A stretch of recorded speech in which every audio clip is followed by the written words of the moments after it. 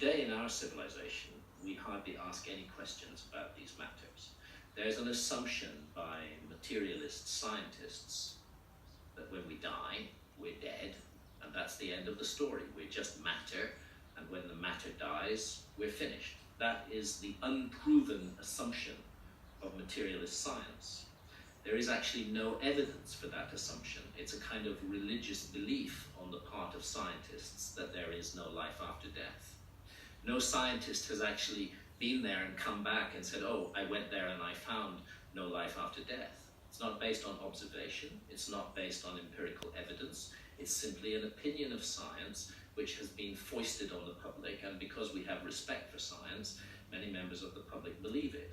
When it comes to the issue of life after death, I would rather listen to the masters of the field.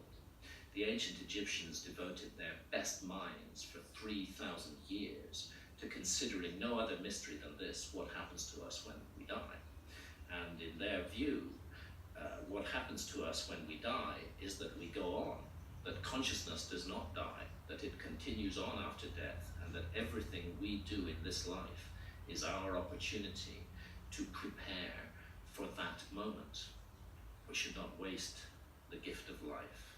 We should learn and grow and develop from our presence in this body, in this life.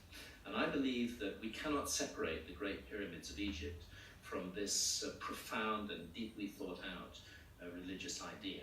They were part of a system designed to secure the perfection of the soul. This was a notion that was very clear in the ancient Egyptian texts, that we should seek to perfect our souls during this life, not to perfect our material wealth, not to surround ourselves with things and objects, not to put on a panoply of display and power.